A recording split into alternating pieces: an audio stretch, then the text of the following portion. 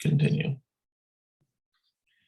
So identity politics, as I perceive it, is an inward turning, a sort of neurological disorder which has been encouraged throughout the world with the explicit purpose to divide and to conquer it. Could you buff up the explanation a little bit more detail? Maybe? With more detail. An example. Okay. Just to help me understand. So it's something that's been in existence for a long time. I think it's been turned on to overdrive. Any political party would be an example of encouraging an identity politic. Any ethnic group emphasis would be an encouraging of, or football team, maybe. Football team, sure, of course. Another example. So kind of group identity, is it? Right. And we're swimming in it these days because it's very effective for any ruling set to apply and to encourage in order to keep people divided, angry with one another, and able to control any set of population. Rami, would you also say that maybe parallel to that, there's been an increasing tendency away from that, especially, for example, with the rise of the internet, which has given a much higher degree of interconnectedness of populations and groups? Yes and no. Yes, because it can bring the identity down to the individual, and it can let individuals ideate. So you have positive examples such as Edward Dodson's School of Cooperative Individualism. You, or let me put this another way, anyone can engage in a dialogue or a debate within a social media platform such as Facebook. Or Zoom. Right. But whenever you start talking in terms of we, I think already you've departed from truth. Because why? You can speak for you and I can speak for I. We can agree on certain items, but then when we start saying shall we, then you're already in the position of a dictator creating a hierarchy where you're the one making the claims to thought and you're seeking followers after you. Well, can I propose a counter argument? So let's say have you ever been to a rainbow gathering? I have not. I've heard of a certain rainbow gathering in Florida, which went really bad though. Oh, okay. There's maybe not an example, but the rainbow gatherings I've heard they're huge in the United States. But I've been to gatherings of just like 30 people quite often, or one like 300 people, but generally quite small. And decisions are made by consensus. Everyone, sits in a circle, and anyone can talk, and no one else can talk while one person talking. And you agree on the basis of consensus. Just to give an example, there was one time. Oh no, maybe that's a distracting example. But basically, anyone can give an idea. Hey, shall we do this or shall we do that? But everyone considers it. It's very hard. It's not impossible for one person to kind of have dominating power, but compared to, let's say, the system of democracy, it is incredibly difficult to sort of take the power in such a system where things are only passed when everyone agrees.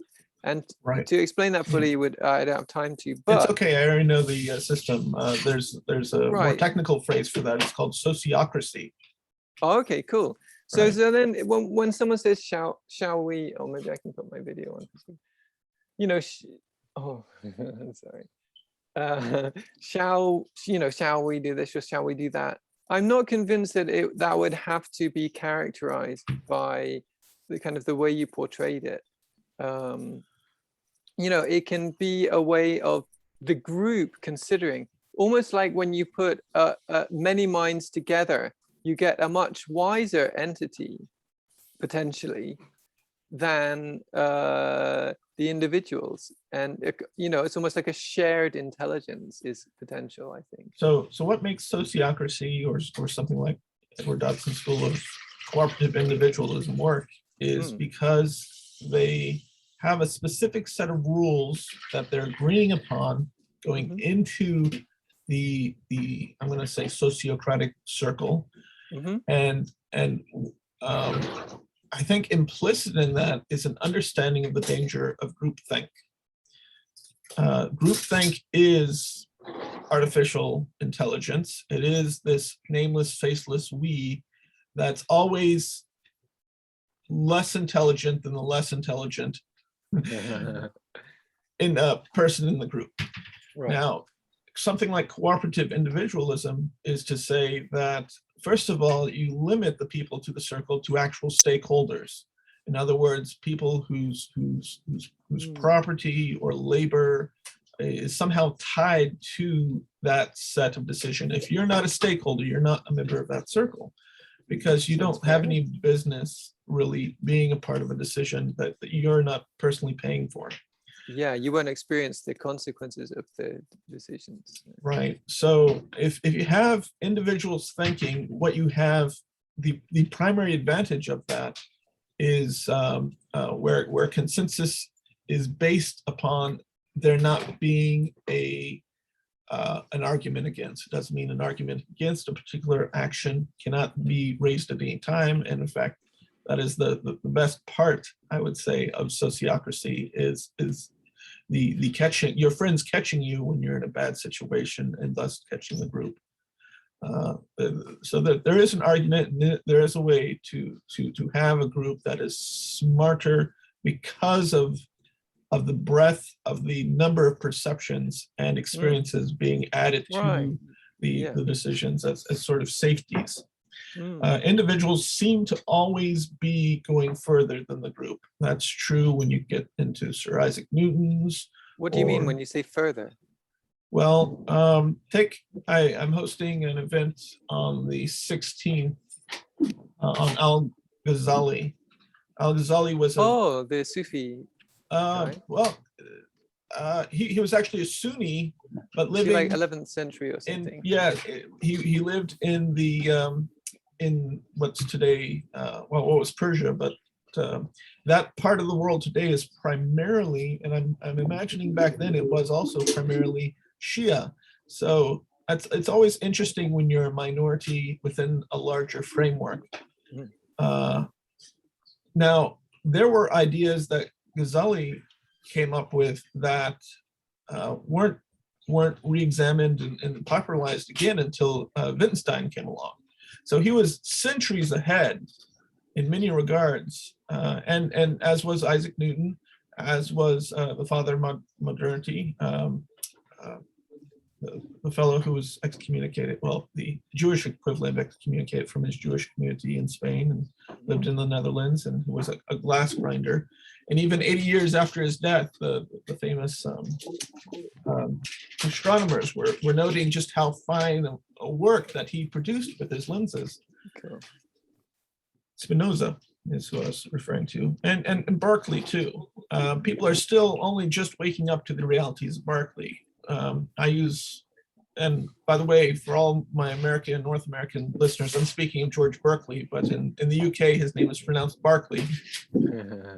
Because so much of the Western world, or the popular Western world, is still caught in the box which was introduced by Descartes, although he may have been on his way out of that box. We just have that popularized sort of idea of I think, therefore I exist, which puts you into a box which causes you to be kind of trapped in an I form of thinking. What George Berkeley, or Berkeley, depending on which continent or side of the Atlantic you're on, gave us was this idea that there are two things which are known to exist. That is spirits, which most modern readers interpret as a subset or reductivist form with the word label that they use as minds, and ideas. So those are the minds two and things. ideas. Minds and ideas is how they tend to label Berkeley or Berkeley's idealism. I wonder if it would perhaps be impossible for a non-literate philosopher to come up with that idea. And the reason why I say that is because I wonder how important the technology of writing is for someone to consider ideas being separate from minds. if you have hearing, if you can understand language, Yeah. then remember in his writings he didn't say minds. That's a modern reductivist form of his position. His position was spirits and what does ideas. that mean? What does he define? The mind tends to be attached to the analytical, but there's also the emotional. We all have experienced the emotional in some set of ways. So when we're talking spirit, we're talking not just the analytical mind, but we're also talking about the idealistic heart and mind and the emotions. So that's how I use the word being. mind. It's kind of like the same as the Buddhist sense of mind, it sounds like. Well, the Buddhist sense is also detached from the suffering. I would say the spirit understands the suffering because it's connected to the soul which lives it. It's the mind that suffers in Buddhism. Like all emotional experience and basically everything that we're made of except the physical body. You know, they talk about 5 khandhas, 5 kind of heaps in Buddhism. And the body is one of them. All 4 others are actually, they come under the category of mind. Very good. It maybe sounds similar to what he meant by spirit. Well, I would say that it's more hearts and minds situation, not necessarily heart. I would say it would originate from the solar plexus. Okay. So our spirit, when you experience something that is mighty and awesome, you're going to feel it in your solar plexus. I mean, at least that's how I perceived it and how I've heard others perceive it. That it starts in your center, in your core. When you feel what? When something mighty and something awesome. Oh, okay, yeah. I'd have different locations of different types of experience. Sure. Yeah, and I have too. Yeah. And there's probably a science of that described. But the proposition that ideas could be separate from this, you know, mind, you know, total or spirit or whatever we're calling this total thing. Until you come to the technology of writing, can an idea exist anywhere but a mind?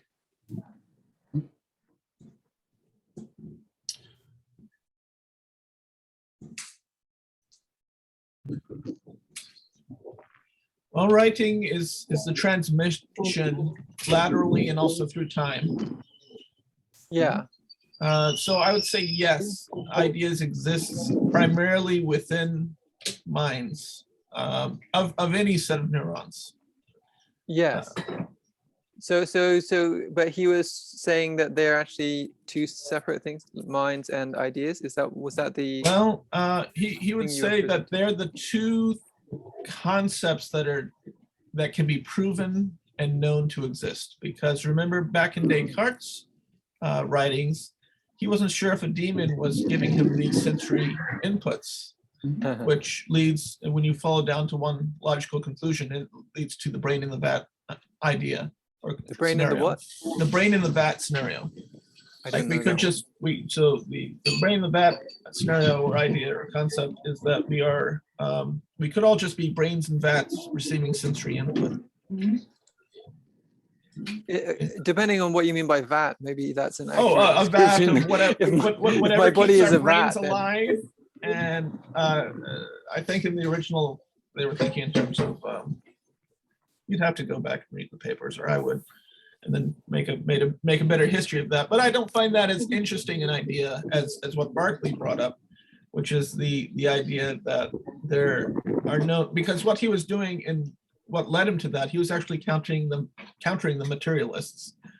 And what he gave us was a system or an argument, and it's usually called Berkeley or Berkeley's idealism, BER or KELEY,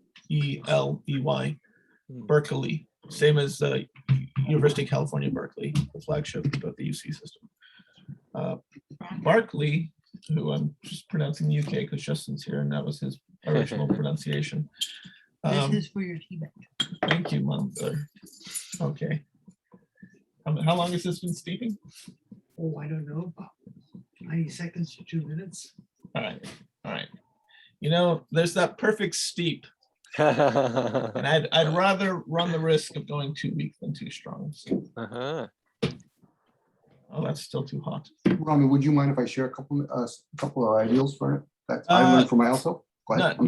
Not at all. I would like to wrap up some of these ideas though, just so that they remain clean and separate in people's minds. So the materialists were saying that there is only physical matter and that's it. And he, I think, stemming off of Descartes' argument, was stating that there's no, because we only are really receiving sensory inputs and building a universe, a model in our brains of what these are, what the universe is, that we can't even be certain that the sensory inputs are coming from where we think they are. Oh, that's totally valid. Point, right. Yeah. So we know there are minds, or there are spirits, and there are ideas, and the Actually, just based on the conclusion you just made, that those 2 seconds, is it actually possible to conclude that there are spirits, plural? Because if we're not sure of what our senses are truly sensing, then we can maybe be sure that there are ideas existing on this side, but how can we be sure that there are spirits existing on the other side? right. So that is what has been termed Descartes' trap, a form of solipsism which leads to, I'm not going to say a conscious, but I'd say unconscious sort of self-ishness. Well, if you only conclude that you don't know, then I think that leaves things open. One wouldn't have to say there, okay, I do know that there aren't, and then therefore I'm selfish. But if we remain in the unknown, maybe it's safer. But did your gentleman have a solution to this attack? I don't know if I should call it. Oh, first of all, the difference between the United States and France when it comes to organ donation is that by default in France, you're giving up your organs. And that's very good idea. And you have to opt out. And in That's the United States, you have to opt in. Those are the defaults.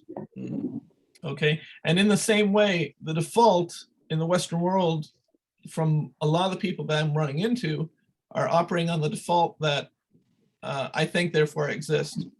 But I think that a healthier default would be the fast forward from Descartes into the early 1700s of Berkeley, arguing that the things that we know for sure to exist are minds and ideas.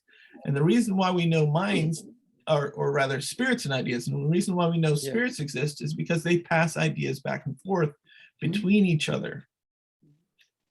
And but let's say if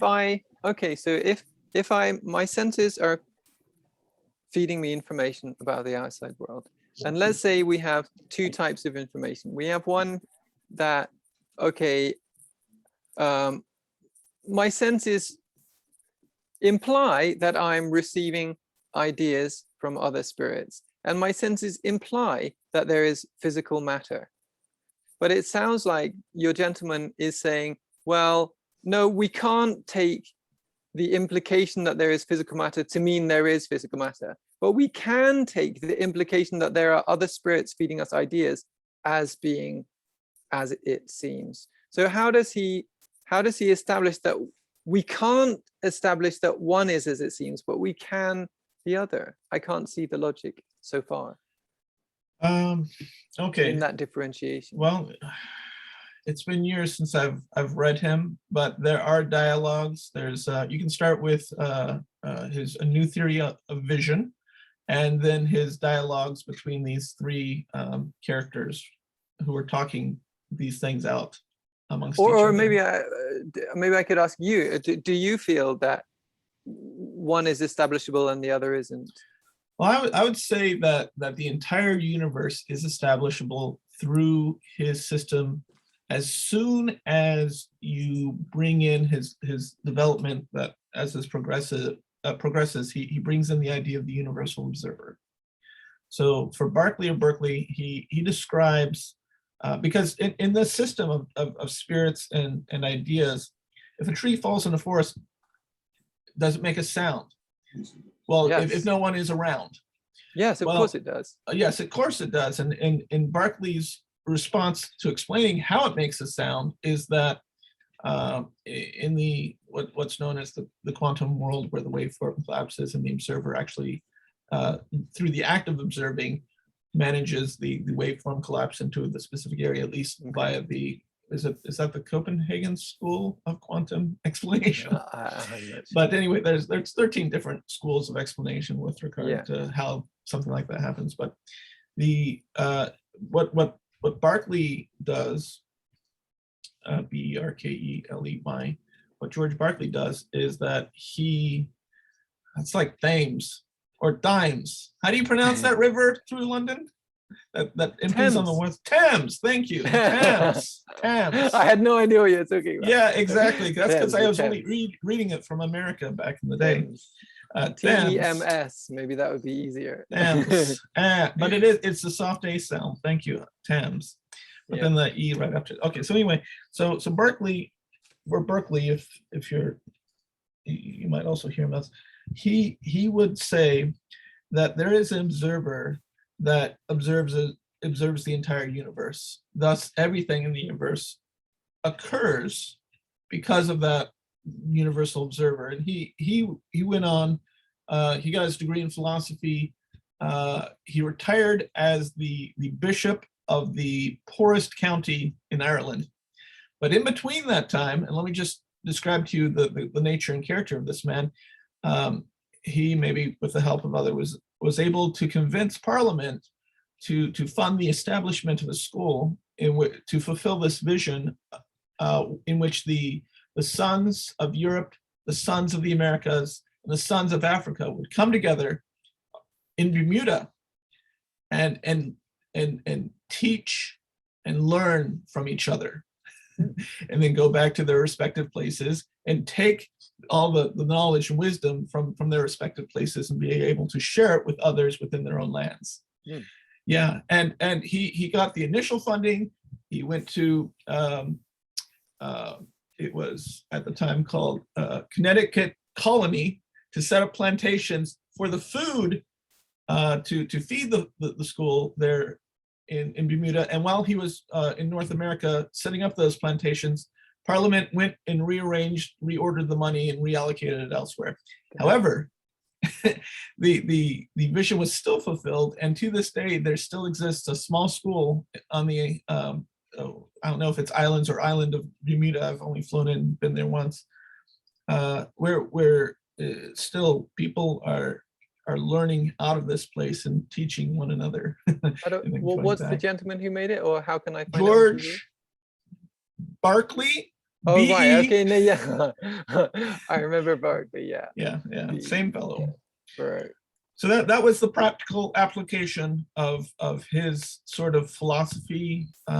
Overall, the later philosophers would call it Berkeley or Berkeley's idealism. He was also known as an immaterialist, because he said there's no definite, and this was his answer to materialism, there's no definite evidence because of the sensory and not knowing for certain where the senses are coming from, that there is even a material universe. But only atheists and would seem to have a problem with the idea. I had a problem with the idea of there being a requirement for an observer. Yes. That makes no logical sense to me at all. I'm assuming that the observer requires sentience. Right. Otherwise, there's no such thing as, I mean, I don't know, unless there's a very peculiar definition of observer, but Okay. something what are we? We are awareness. We're awareness not only of our sensory inputs, but we're also awareness of our past experiences. And when you combine these things, that makes up a fundamental consciousness. I don't think we have to have awareness of the past to have consciousness. Well, I think we go a lot further when we're able to learn the lessons from the past. Else, we're making the same Yeah, it's mistakes super again useful. and It's again. super useful. But you know, you can have a sentient being without a memory, for example. Okay, yeah, that's a fair argument. But wouldn't you still at least have to have a short-term memory, one that lasts a few minutes? Well, then to answer that, I find myself requiring a definition of memory. Okay, and wouldn't you also but- have to have like a language feature to be able to be comprehended or recognized? In that case, are we saying that nothing can exist unless it is observed by a being that has language? No, things can exist, period. And I would fall back on the same position that the Berkeley fell back on, which was the universal observer enabling all. What does that mean of universal observer? Does that mean that there is a sentient entity that is observing? Why is that required? I can't see how phenomena would seem impossible without such a proposition. I don't see the necessity of it. All right, so I don't know that phenomena would require that. I know that Berkeley and myself were both operating within a particular framework that comes out of the religions that came out of the Middle East. Yes, so maybe it was a preconception that was applied onto the framework rather than or that the framework was built off of. Right, yeah. That's the fundamental difference. We've discovered this in prior sessions. The Buddhist mind seems to believe that the universe is infinite, whereas the Western mind seems to believe that the universe is finite. In other words, at least there's a beginning, at least in the religious Western mind. I don't know how we would prove it either way. The beginning, yeah. I think, you know, the Buddha, I think Buddhism says more than the Buddha on kind of cosmic things. And I think that the Buddha had quite an admirable attitude, which of course, you know, I'm not saying we should all follow, but he seemed like his general approach was when trying to understand whether the universe had a beginning or whether, I don't know, these kind of deep philosophical questions, he seemed to not give a damn and not give kind of have the not give a damn, not care. Oh, right, yeah. And kind of basically, and I'm not saying we should, because for entertainment, philosophy is very interesting, and I love it. But he seemed to have a perspective. There's no point in spending time thinking about anything unless it will help you on the path to reducing suffering and increasing happiness. Right. Yeah. Well, that in the ancient Greek sense, that would be eudaimonia. Yes. And it also that not give a damn attitude about things that operate outside of your belief system explains Lewis's why he's so hard to reach, right? Well, I think that he doesn't not give a damn. He forces his conclusions onto all the domains that are beyond his experience. Right. Whereas the Buddha's approach would be, dudes, let's just talk about something else, because speculating about those things is not going to help you to rearrange your delusions. Right. So what does? Oh, well, I think this goes back to Dominic's thing about, was it Dominic talking about the interaction between the, well, sometimes I look at mind in terms of two kind of aspects, the cognitive and the affective. And I would agree with Dominic about the kind of fundamental affective nature of our experience. And I think this in evolutionary terms as well, it's older. You know, we evolved from this can be an exaggeration, but I can say almost purely affective beings. Dogs, for example, live in an almost totally affective reality.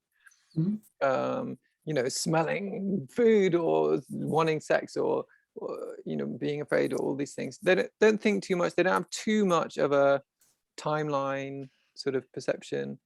I think they remember though if they've had a bad experience. That Yeah, much. but I think that's going to be mainly affective memory Mhm. rather than cognitive memory. Just like, for example, humans can be traumatized, and we might even not know why we're freaking out right now, but it's tapping right into affective memory.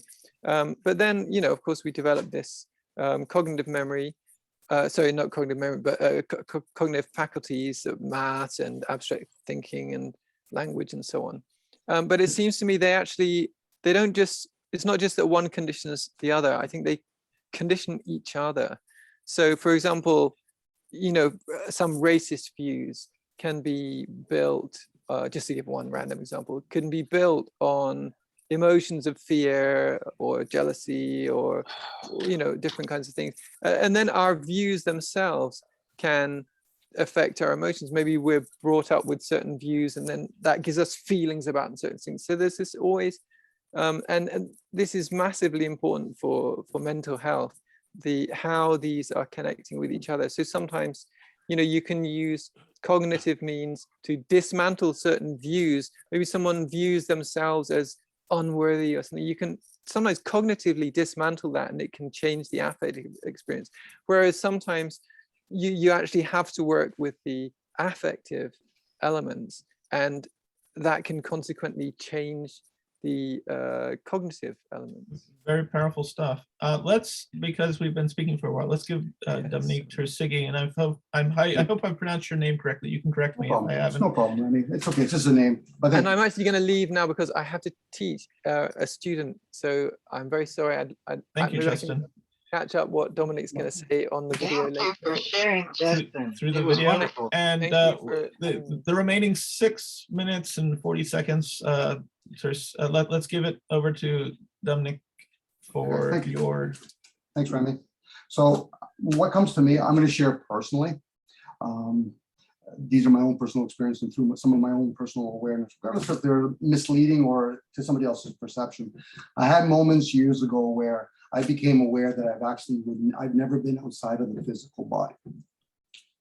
When I talk about when I'm constantly awake. So when I move my hands, I touch certain things. So you had mentioned earlier, Rami, it gave a different meaning to the concept for me, do no harm, and the concept of we. Rami. Because Rami, sorry. Hence why it's important for you to pronounce names. Okay, so I'll just say when you were talking. So when I realized inwards, I've never lived outwards. So when I think of the word we, the meaning that I get now is a collective within myself. The outside world is kind of so separate from me, even though I can touch my mouse and I can touch the screen. Even when I taste food, I'm grabbing some food and I'm bringing it inwards, and then the taste starts kicking in.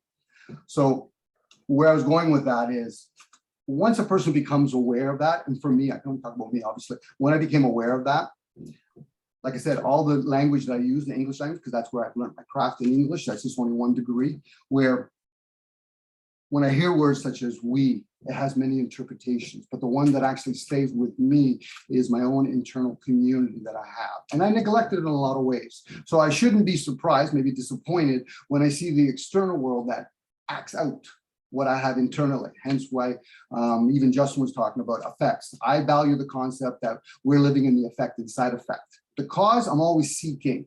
You know, where does language come from? Who created language?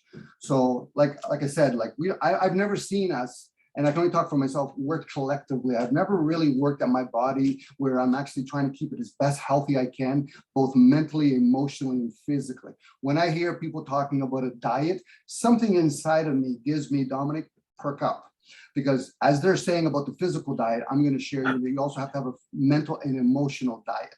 Well, how do I do that? Well, you have to be aware of some of the environment that this physical vessel's around, such as frequencies, how people talk, how they say certain things. Again, that's my personal journey. I enjoy when I hear other people talk about other people's personal journeys. I'm not too concerned about the Buddha and Jesus and all these other guys because they no longer exist that I'm aware of in this physical realm. So I always lean towards myself and maybe what I observe. Now, the written work, as you guys were saying earlier, it feeds onto the material aspect. You know, like, did we really learn writing in the womb? No. Did we learn language in the womb? No. Did we learn sounds and frequencies? Maybe. You know, hence why some people would talk to a child while it's in the womb. What are they really picking up? You know, I'm just posing these as possibilities because this is what I do with myself when I say, okay, but I'm picking something, but that's not me. So then what is consciousness? Well, that might be too much for me to bear, meaning that I could pose many possibilities, but yet at the same time, am I going in it with a very biased view? I'm looking for answers. No, I'm not trying to look for answers. I've stripped so many things, but I realize they're still there. You know, so when I tell people I don't value belief systems, I know they're still there. The reason why I know they're still there is because I know belief systems, same as knowledge, has its value, but its limitation. Same with wisdom and understanding. So when I hear people talking about the Buddha, well, then aren't we all the Buddha in a sense that we're seeking? You know, science will try to say, well, we have answers. Based on what? You know, and this is each individual person, because when I find out that I'm the we in time, well, then what am I doing outside? You're manipulating, you're actually violating people. Oh, how so? Because as you're talking, Dominic, you could say the word share, but they're at their own growth. I wouldn't even know. I can only guess. You know, I'm only doing this because it's being recorded. You know, whether Rami, sorry if I pronounce it correctly, or Mike or Jaro or Louis grasp what I'm saying, really, unless I know each individual person, all your different stories that you've lived, both awake and asleep, I wouldn't know. And if I did know, well, that would be too much information for me to have. So anyway, I just went on a little bit. Thanks, guys. That's Thank you, beautiful, Dominic. That was absolutely beautiful.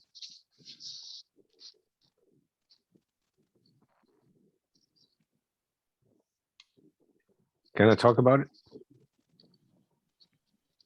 Tell me about it. Please, sure. So Dominic, too much information, right? But what is too much information for the whole of reality? You know, I always take everything to this famous curve between 0 and infinity, and each individual consciousness, just such as yours, is reality, the whole, which has all the information, trying to understand itself through its tangible, phenomenal aspect. So don't be afraid of too much information. The tangible consciousness feels that too much information would just tear it apart. Like the disintegration of the tangible consciousness is a scary thing. But I can tell you from my own perspective that the moment that I broke through my own self identity as a consciousness, individual and other than the rest of the universe, I thought at the moment that I was going to fall into a dark well of nihilism and desperation. And on the contrary, I just had that oceanic feeling of being one with the whole, which never stopped after that. So no, never too much information.